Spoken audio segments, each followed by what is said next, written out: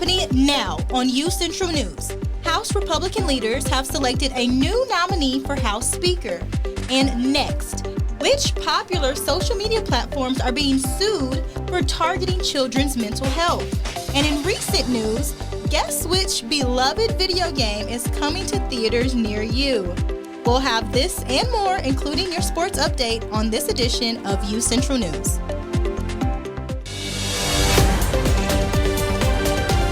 Live from Central Oklahoma, this is UCentral News.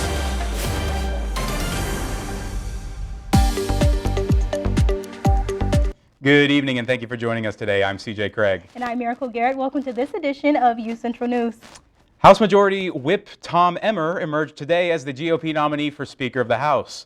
After rejecting two candidates, House Republicans are trying again to elect a Speaker and get congressional business back on track. CNN's Karen Kaifa has the latest developments. Tough times for some House Republicans. I think the country is frustrated by it. The conference is frustrated by it. And tough math for any Republican Speaker nominee. It's about unifying our conference, getting us back on track. The House Republican caucus set out again on Tuesday to select a nominee to succeed Kevin McCarthy as Speaker of the House. After two previous contenders, House Majority Leader Steve Scalise, then House Judiciary Committee Chair Jim Jordan, failed to secure enough support from their own party. The gridlock has left the House at a standstill for 3 weeks. We desperately need to move on with the business of America, getting our appropriations bills passed, securing our border, providing aid to Israel. The plan for Tuesday, successive ballots behind closed doors, with the candidate with the lowest vote total eliminated each round. The top vote getter through Tuesday's rounds, Tom Emmer of Minnesota, the current House Majority Whip. But as Scalise and Jordan learned, securing a majority of House Republican support doesn't guarantee the gavel. Some Republicans pushing to stay behind closed doors until a candidate reaches 217 votes, the threshold to win a vote on the House floor. House Democrats watching and waiting. I'm hopeful that the Republicans will decide to come to a consensus and a bipartisan agreement with Democrats so that the House can work on behalf of the American people. In Washington, I'm Karen Kaifa. Prominent conservative figure Jenna Ellis has pled guilty today to a felony charge over efforts to overturn Donald Trump's 2020 election laws in Georgia. Ellis' guilty plea follows two other defendants, Sidney Powell and Kenneth Chesborough, both fellow attorneys who pushed legal action against Joe Biden's election victory in 2020. And a gun give-back program in Tulsa gave people a chance to get rid of their weapons while helping those suffering from the impact of gun violence. Organizers say this type of event is just one effort to keep their community safer and help people heal. Alexandra Blake spoke with one of the volunteers on why she turned out. This is deeply personal for me. Rebecca Fincher is volunteering at Guns to Garden Tools, a safe place to anonymously dispose firearms. She's there not only to support a good cause, but to prevent other families from enduring her pain. In 2021, my 20-year-old son was killed, actually just a few blocks from here. He was in his apartment on a Saturday afternoon and a bullet came through the wall and he was shot in the head and killed. He spent 4 days in ICU. He never regained consciousness. He left behind his pregnant wife. It's not just about discarding, but rather repurposing. This project is all about transformation. It's about transforming something that is created to kill into something that's created to give life. Blacksmiths transform the unwanted guns into garden tools. The tools then become gifts for survivors and families shattered by gun violence. People hear the term gun violence and they think of, criminals shooting each other in the streets, murder, homicide.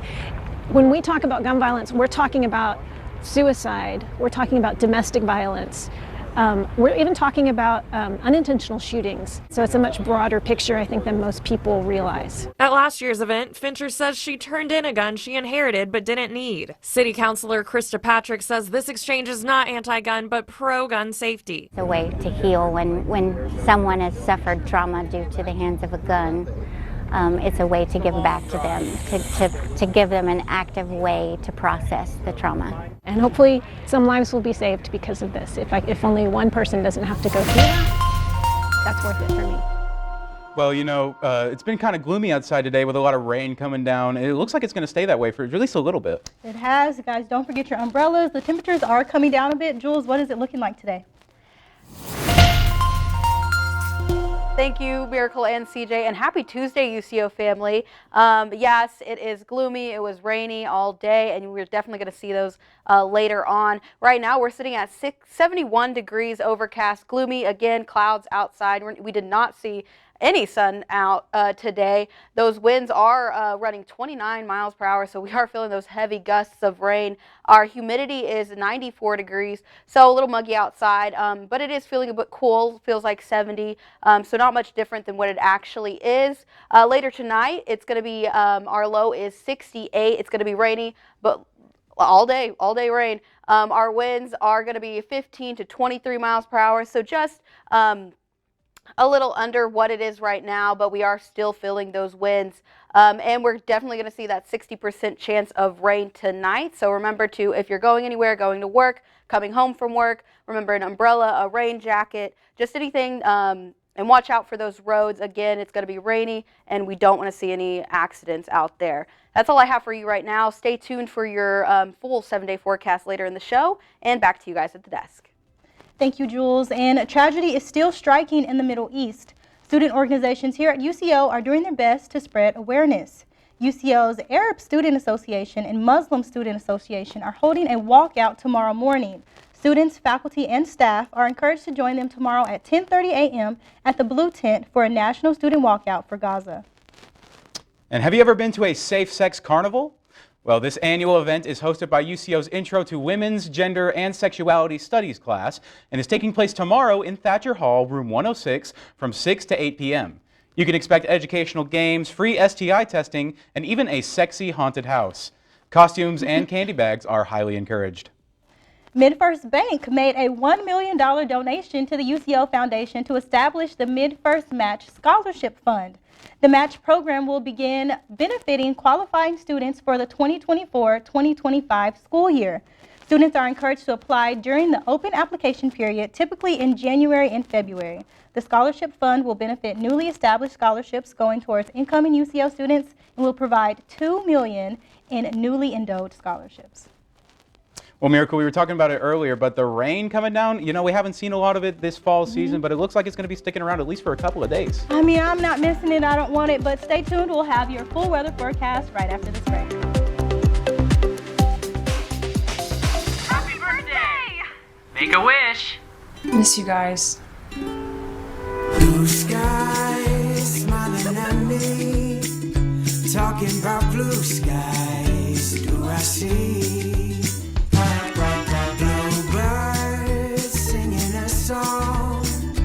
Talking about blue skies from now on.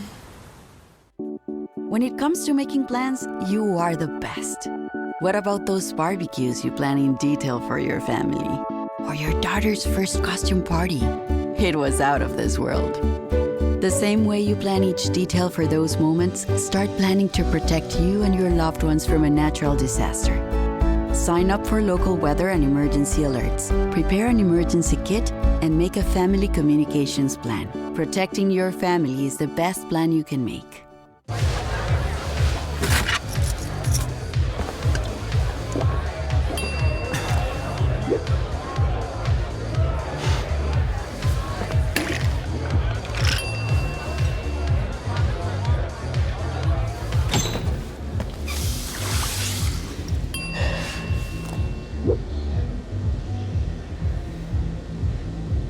If you need to do something to feel okay to drive, you're not okay to drive.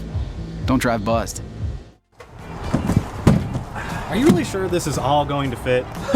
Oh, it'll fit. I got that. All right. When hauling anything, ensure it's secure. Losing your load is dangerous for all drivers. We want everyone to make it home safe. Help make Oklahoma safe by securing your load.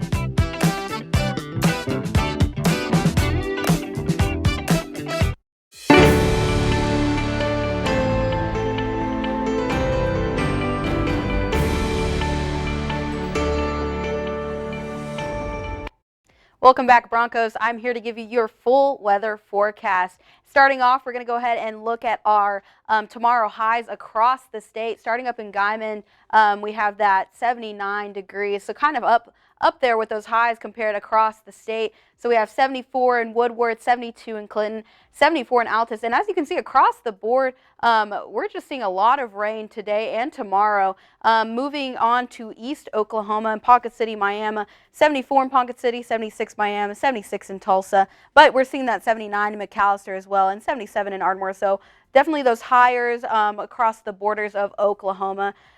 Moving on, we have our 7-day forecast starting today and tomorrow. We're seeing those low 70s, 71 today and a high of 73 tomorrow.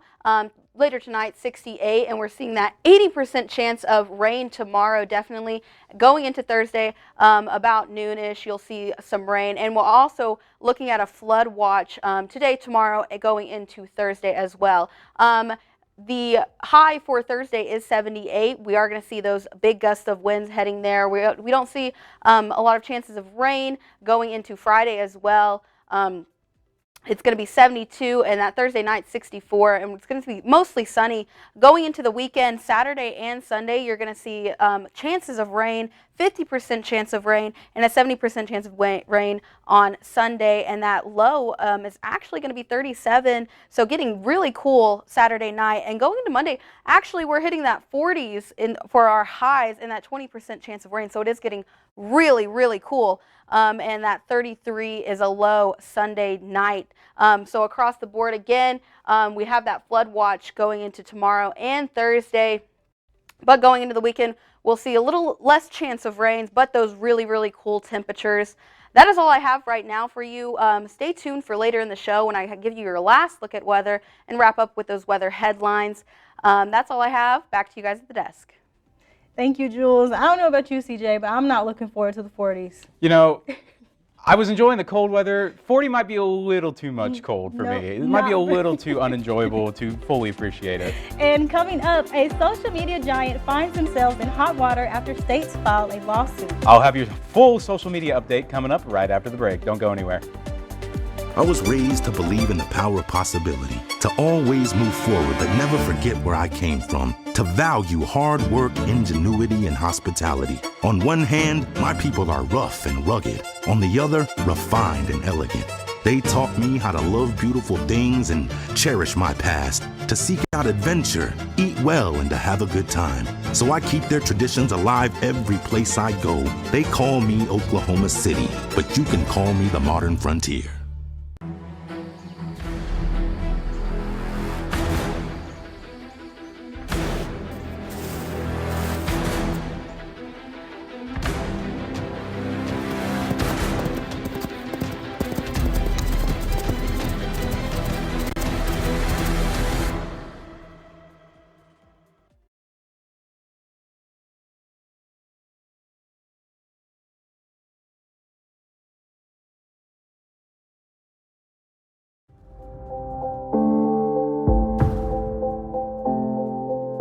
UCentral News as a whole, you got to be in those different areas, like being on camera, being off camera, being in the control room. And so I feel like that is what prepared me most about being in the workplace.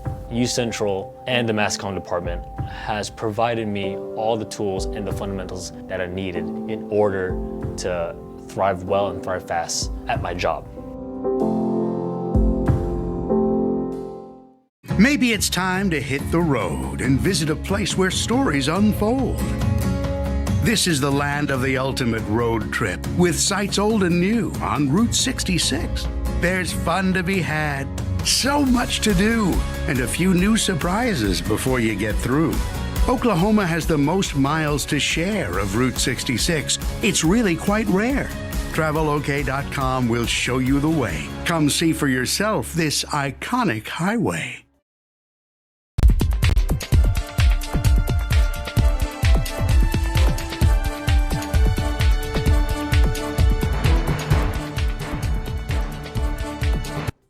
Welcome back, Broncos, to your full social media update. My name is CJ Craig, and we're going to be diving into the world of social media. Let's get right into it. Facebook and Instagram's parent company, Meta, is being sued due to concerns about youth mental health. The social media giant is being sued by 33 states for knowingly harming mental health in youth by implementing features designed to addict children to using social media.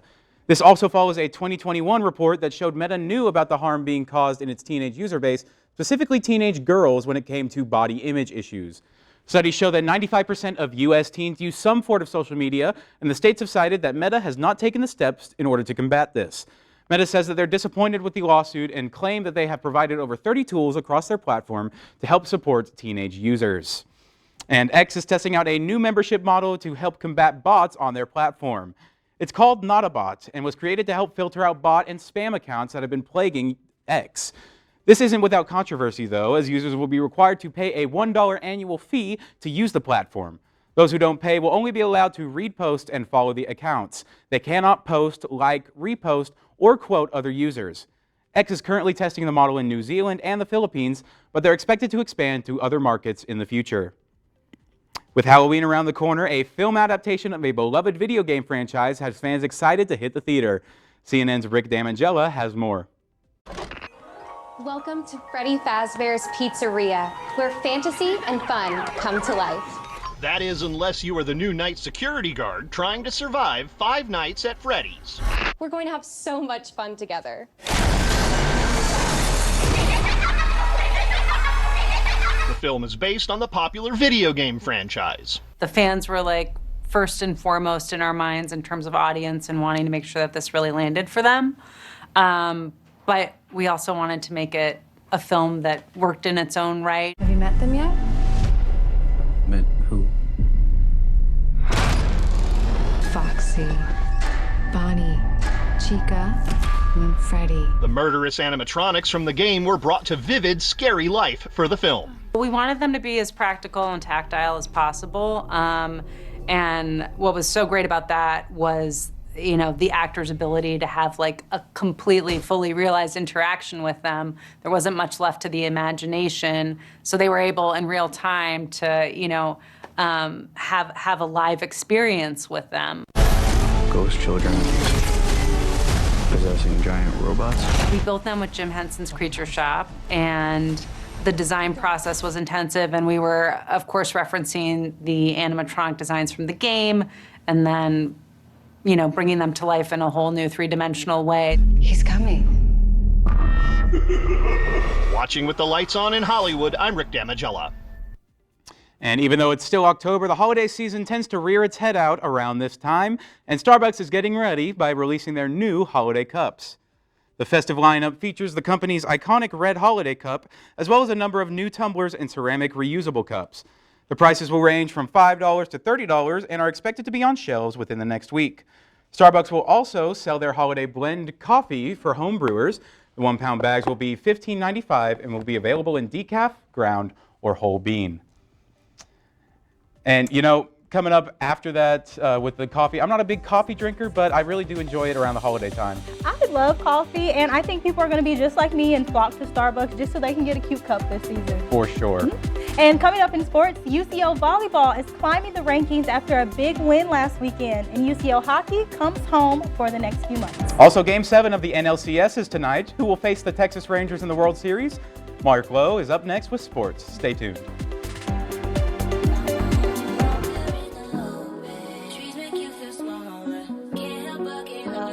Feel the beat of nature at a park or forest near you. Find a forest and music inspired by nature at discovertheforest.org.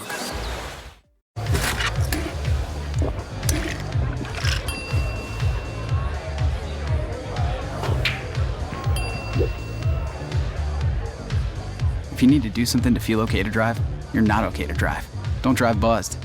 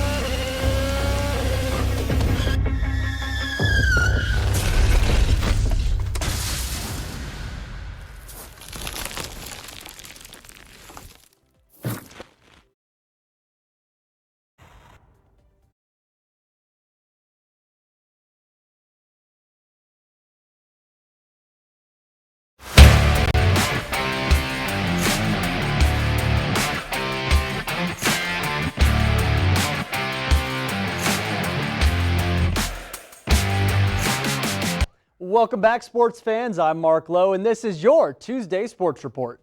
Starting off today, the volleyball team is climbing the polls yet again after a big weekend, and their journey continues tonight. The Lady Broncos face off against Newman tonight in Wichita, Kansas to start a 2-week, 5-road game stretch. The Lady Cho's brought the 8th-ranked Nebraska Kearney Lopers hot streak to a screeching halt last Friday in a big ranked win for the Broncos. This win and another win over Fort Hays State the next day brings the Lady Broncos up 2 spots in the rankings to 17th overall. With 7 more games left to go in the regular season, the Lady Cho's look to stay hot with their eyes set on the postseason. Over to the gridiron, UCO is on the road this week to Fort Hays State, but the next home game for the Broncos is one they're looking forward to. The last home game on November 4th, which is next weekend, is Senior Day for the Broncos, but it's also Military Appreciation Day. The day will recognize various servicemen and women who give back to the Edmond community. Admission will be free for all veterans, active duty members, and their immediate families. UCO Director of Athletics Stan Wagon says, quote, "It will be our honor to host these heroes and their families," end quote. The Broncos will also honor the senior class before the game as they get ready to take the field one last time against Washburn. Now over to the hockey rink. UCO hockey is undefeated this season, and they bring that hot streak to their home ice. The Broncos are currently ranked 17th in the American Collegiate Hockey Association with a record of 8-0, and they are back home this week for nearly 3 months with a series against the University of Mary. The Broncos have crushed their opponents this season, outscoring them 53-9. While the weather may be getting colder, you can expect the Broncos streak to get hotter. Their 2-game series against the Marauders drops on Friday night at 7:05 at the Arctic Edge Ice Arena right here in Edmond. It's been a long offseason full of trades, extensions, and it all leads up to tonight. The start of the 2023 NBA season is here. While the season kicks off tonight with the Lakers-Nuggets game, arguably the most coming-up team, the Oklahoma City Thunder, don't play until tomorrow. The Thunder are showing lots of promise heading into the season as Chet Holmgren is set to make his regular season debut after missing all of last year with a foot injury. They will take on the Chicago Bulls in Chicago to open the season with their home opener set this Sunday against the Denver Nuggets. Last night was a big night for sports with the MLB Conference Championship Series and hockey. Some might have overlooked another big matchup on Monday Night Football. Last night's matchup in Minnesota featured the 2-4 Vikings and the 5-1 San Francisco 49ers. Many, and I mean many, people completely wrote off the Vikings last night, citing quarterback Kirk Cousins' record in prime time as the main factor. The 49ers came off a loss against the Cleveland Browns and looked to capitalize on a struggling Vikings team. The Vikings denied the 49ers any chance of that happening, holding the lead throughout the entire game and sent the 49ers back home to the Bay Area with another loss. Sunday was National Tight Ends Day, and last night Vikings TJ Hawkinson made sure to celebrate with 11 catches for 86 yards in the big win. And speaking of big games, the World Series picture is halfway complete after last night's ALCS Game 7 that sent one Texas team to the Fall Classic. The ALCS was a slugfest between the Texas Rangers and Houston Astros, with neither team winning at home through 6 games. Last night, that trend continued, with the Rangers scoring 11 runs to rat out the defending World Series champs. They move on to the World Series for the 3rd time, the first since 2011. Over in the NLCS, the Diamondbacks and Phillies last night, and this one looks like it's going to be a brawl for Game 7. The Phillies' explosive offense was held to only 1 run last night against the Diamondbacks, who posted 5 runs. The series comes to a close tonight at 7, and we will know who will face the Rangers in the World Series afterwards. Miracle, CJ, as a big Dallas sports fan and a huge Texas Rangers fan, I think I've been smiling ever since last night. And in the wise words of Bruce Bochy, it feels good to wear the horns of Texas. Who do you guys think is going to win tonight's game in the NLCS, and who do you think is going to win the World Series? You know, I think tonight's game, the NLCS, is going to be a really good one. You got the Phillies and Diamondbacks, 2 really good baseball teams. However, I think I'm still going to have to stick with the Phillies just because my boy JT Realmuto, shout out to him. You know, I think the Phillies just have a good team, and it's going to be a good World Series no matter what. I love baseball, and I'm just going to agree with what you say because you know all the stats, and I just like the players. Well, you know, that's always a good thing. But coming up, the Native American Student Association hosts a spooky event that has an artsy contest to enjoy as well. Plus, Jules Black has your last look at weather. Stay tuned right after this.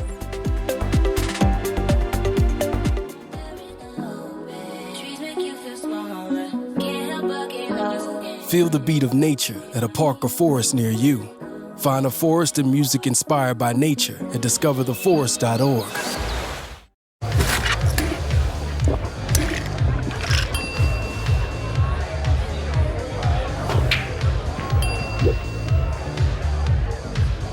If you need to do something to feel okay to drive, you're not okay to drive. Don't drive buzzed.